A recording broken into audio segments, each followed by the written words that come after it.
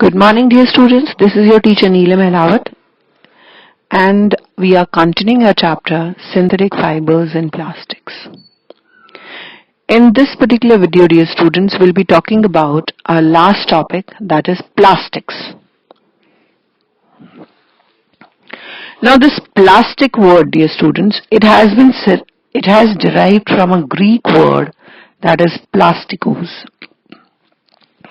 जो plastic word हम use करते हैं बेटा, ये ग्रीक वर्ड से डिराइव्ड है, Greek word that is plastikos, and this word means able to be moulded.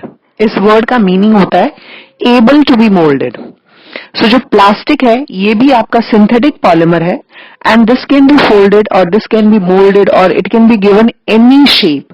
That is why this has been named as plastics, because it can be molded in any shape, it can be given any desired shape easily. Okay, now there are two different types of plastics. Okay, depending upon the physical properties, we can have two different types of plastic. The very first is a thermoplastic. Let's focus on the thermoplastic. So जो thermoplastic है बेटा, this plastic becomes soft on heating. ये वो plastic है जिसको अगर हम heat करते हैं तो it becomes soft and it becomes hard when it is cooled. Now as I said, this becomes hard on heating. अगर हम इस प्लास्टिक को हीट करते हैं तो ये सॉफ्ट हो जाता है, और जब भी हम इसको कूल करेंगे so this will become very hard. So that is why these are called a thermoplast. Thermo means heat, plast means it can be molded in any shape. तो हम इसको हीट करके किसी भी शेप में मोल्ड कर सकते हैं. ठीक है बेटा. So जिस प्लास्टिक को हम हीट करके किसी भी शेप में मोल्ड कर सकते हो, that is called as thermoplast. Now the polymer chains, they are linked linearly. इसमें जो चेन होती है बेटा, जो मोनोमर्स होते हैं, first of all monomers they will combine to form polymers.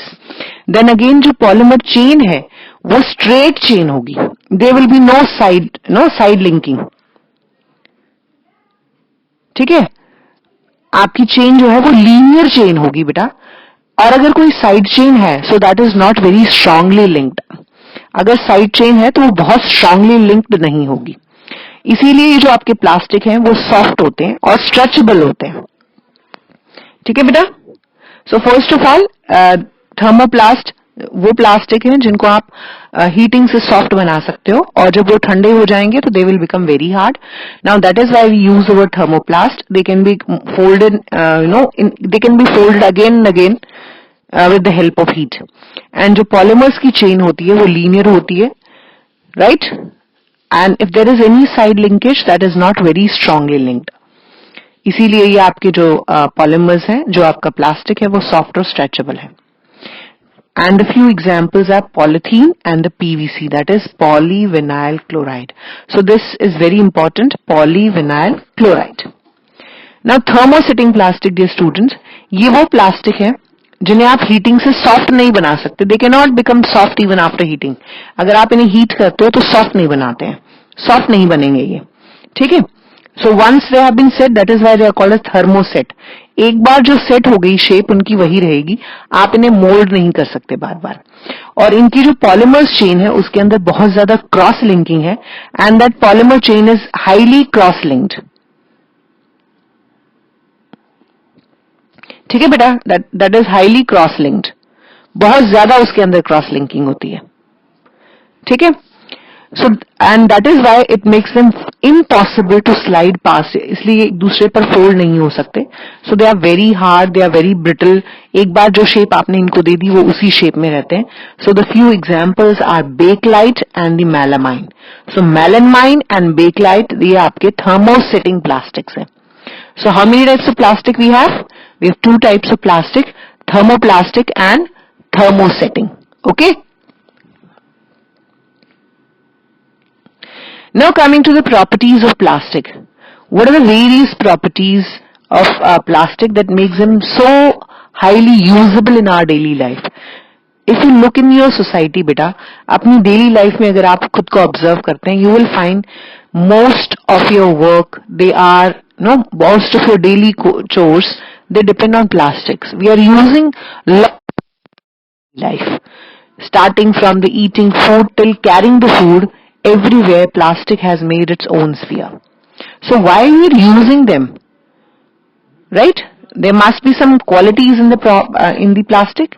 Yes. So the very first is they are non-corrosive. Non-corrosive का मतलब है बेटा इनकी रस्टिंग नहीं होती है. Means they do not react with water and air. Plastic जो है वो एयर और वाटर से रिएक्ट नहीं करते हैं, उनके ऊपर किसी केमिकल का असर नहीं होता है. And if you store them, right, you can store them very easily. किसी भी केमिकल को आप उसके अंदर स्टोर कर सकते हो, किसी भी फॉर्म में स्टोर कर सकते हो, कोई भी शेप आप प्लास्टिक को दे सकते हो. So they are non reactive, means they do not react with water air and they do not get rust also. Rusting भी नहीं होती है उनकी. सेकेंडली, जो प्लास्टिक है बेटा, that is very light in weight, it is very strong and durable.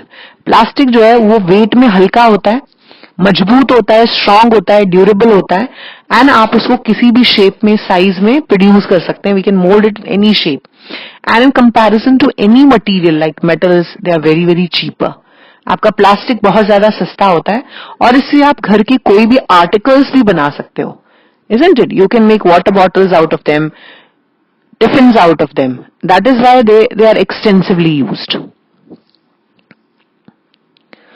The third property is that they are poor conductor of heat and electricity. Plastic जो है ये हीट को पास ऑन नहीं करते, heat को conduct नहीं करते, and they do not even conduct electricity. ठीक है, तो आपने देखा होगा जो इलेक्ट्रिसिटी के वायर्स हैं बेटा, उनके ऊपर एक रैपिंग होती है, that is made out of plastic. वो पीवीसी की बनी होती है, पॉलीविनाइल क्लोराइड की. और अगर आप उस even if you hold the wire having the current, तो उससे आपको करंट शॉक नहीं लगता. Even most of your slippers that you are wearing that are made out of plastic, तो आपको करंट नहीं लगता है. Isn't it? So electrical wires जो है उनके ऊपर प्लास्टिक कवरिंग होती है. आपके स्लीपर्स हैं, they are also made out of plastic. Then screwdrivers जो हम घर में यूज करते हैं, so they handles they are also made out of plastic. या फ्राइंग पैन है, उसका जो हैंडल है आपने ऑब्जर्व किया है, तो that is also made of plastic, because these the plastics, they are poor conductor of heat and electricity. The next point that we have, that the plastics, they are flammable. Okay, flammable means they can melt and burn easily when they come in contact with fire. तो आसानी से burn हो सकते हैं, melt हो सकते हैं अगर वो फायर के कांटेक्ट में आते हैं.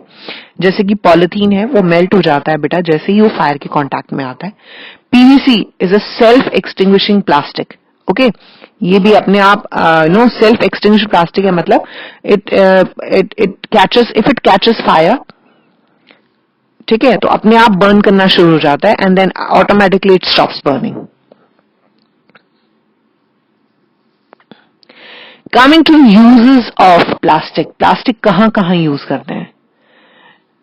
In today's scenario, if I talk about बेटे, our life is totally dependent on plastic. Totally dependent on plastic. We have plastic cookwares in which we cook our food. Especially जो microwave के जो utensils होते हैं, they are made out of it. Other than this, there is a Teflon plastic. Teflon plastic होता है जिसमें आप oil और वाटर जो है स्टिक नहीं करता है. So नॉन स्टिक कोटिंग बनाने की काम आता है cookwares में. So Teflon is nothing but it is a plastic. Especially there is a PET. If you remember PET, right?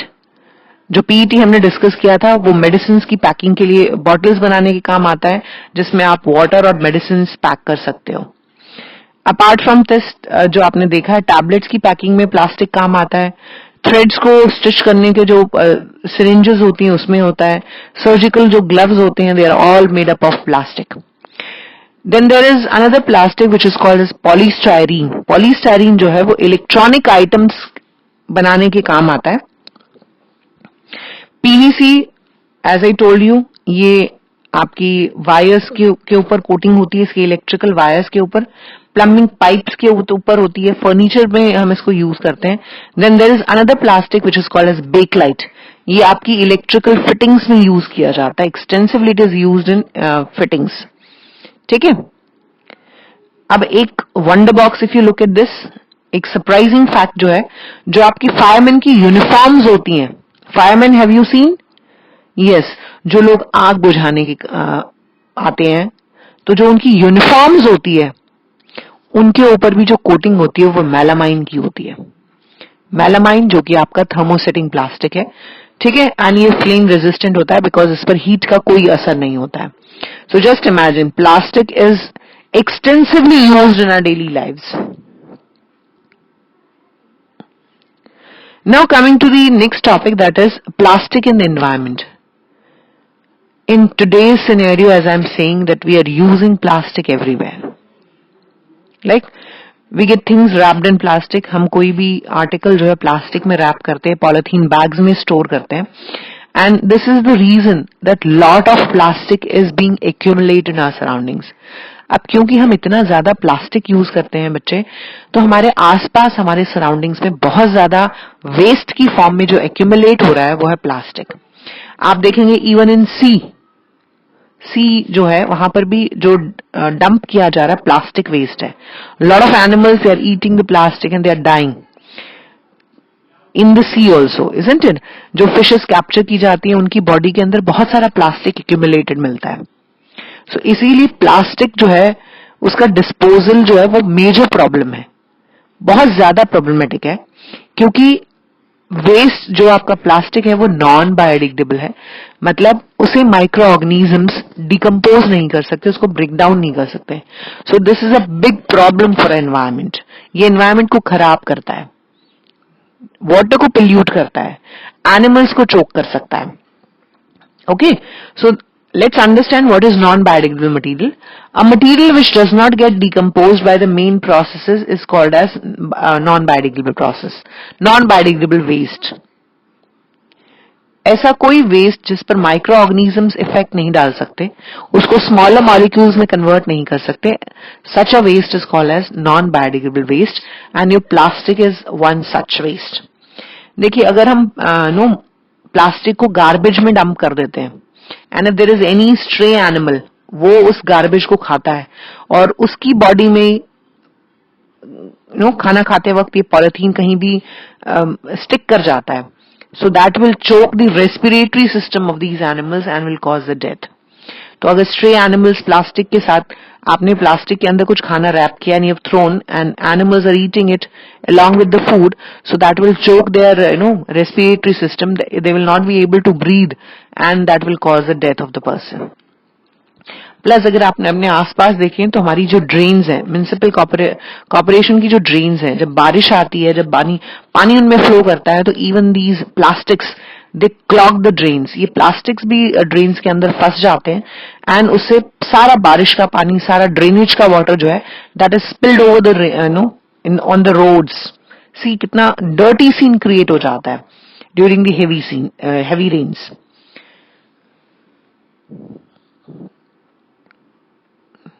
Plus in addition to this, जब हम प्लास्टिक को बनाते हैं बेटा, when we generate plastic, lot of chemical pollutants are released into the air. बहुत सारे pollutants हैं जो एयर में रिलीज किए जाते हैं and that too pollute our environment, और वो भी हमारे एनवायरमेंट को पोल्यूट करते हैं। Now question comes, how can we solve these problems? अब इतनी सारी प्रॉब्लम्स हैं जो प्लास्टिक की वजह से, तो हम कैसे इन प्रॉब्लम्स को सॉर्ट आउट कर सकते हैं? So we need to follow 3 or 4 things. First of all, we should avoid using plastics as much as possible. हमें कोशिश करनी चाहिए कि प्लास्टिक्स की हमें यूसेज कम करनी चाहिए, and we should use other alternatives. हमें दूसरे ऑल्टरनेटिव्स यूज करने चाहिए। Suppose we should start carrying the cotton bags, jute bags, or apart from this, wherever possible, we can use the paper bags. Nowadays, if you remember, you visit any mall, so they will provide you with either they will provide you with a paper bag or they will provide you with a cotton bag, isn't it? So we should go for these alternatives in comparison to the plastics. Secondly, while collection of waste is done, जब हम waste को collect कर रहे हैं, means when the government or the municipalities, when they are collecting the waste, then both the waste they should be collected separately. We should collect the biodegradable waste in separate containers and then non-biodegradable waste in separate containers, right? Third, we should follow the principle of recycle and reuse, यानी जिन चीजों को हम बार बार reuse कर सकते हैं उन्हें हमें बार बार use करना चाहिए. So that is why we say reusing the materials. Like mummy ने जो है, सपोज करिए your mother got the jam bottles, we got jam from the market. So जो बॉटल होती है ग्लास की बेटा वो एम्प्टी हो जाती है, and you will find that your mother's using those jam bottles for filling the garam masala in the kitchen. So that is reusing the material which is available. Recycle means, as you see the newspaper is always printed on the recycled paper. जो paper हम waste कर देते हैं, that is being recycled, वो collect किया जाता है industries में, and that is recycled. And the newspapers or the egg, have you seen the egg plates? Even the egg plates, they are made out of recycled paper. So we should follow the 5 R's. So हमें कोशिश करनी है कि हमें 5 R's को use करना है. सबसे पहले मिनिमम क्वांटिटी ऑफ प्लास्टिक हमें यूज करना है. That is we called as reduce. Okay, reuse means जितना बार बार हम जिस मटेरियल को यूज कर सकते हैं we should follow it. Refuse मतलब if possible at certain spaces आपको प्लास्टिक को यूज करने से मना करना होगा. That we won't use the plastic bottles, we won't use the plastic materials. Wherever possible, we should recycle the material and use it again and then recover. If possible, we should recover the waste and we should segregate it and we should try to decompose it wherever it is possible. So we have so many alternatives. So wherever it is possible, we should go for them. So the basic चीज जो है बेटे वो हमें अपने lifestyle को change करने की जरूरत है, so that minimum waste generate हो, minimum non-biodegradable waste generate हो, so that the problems that we are facing because of the plastic, the environment degradation, the clogging of drains, these problems they will automatically be sorted out.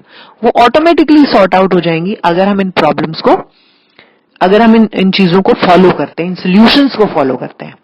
And our life will also become much smoother, right. हमारी जो environment है वो इतना pollution आप देखते हैं कि nowadays Delhi and some other states, they come under the most polluted areas, right. So the whole world is facing a problem pollution. तो ये जो पोल्यूशन की प्रॉब्लम है ये काफी हद तक सॉर्ट आउट हो सकती है. Okay, bete? So I hope you've understood the topic that we have done. Okay, so let's come to your homework. First of all, you make notes of this topic, right? Because we have completed the whole chapter. So you make a reading of the whole chapter and then you complete the question answers. And if there is any doubt, any query, just, I hope you remember my number. Okay, so send your queries to me. Okay, everyone? Okay, so that's all for today. Bye everyone.